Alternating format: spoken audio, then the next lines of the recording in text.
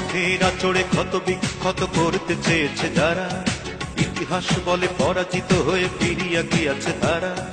52 আর 71 মিলেছে সে প্রমাণ।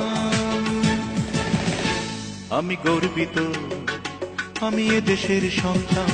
আমি গর্বিত, আমি বাংলা মায়ের সন্তান। বায়ান্নর ভাষা যুদ্ধ শুনেছি ভাষার শ্রেষ্ঠ ইতিহাস। আমি দেখিনি 71-এর যুদ্ধ, দেখিনি মুক্তির জয় উল্লাস।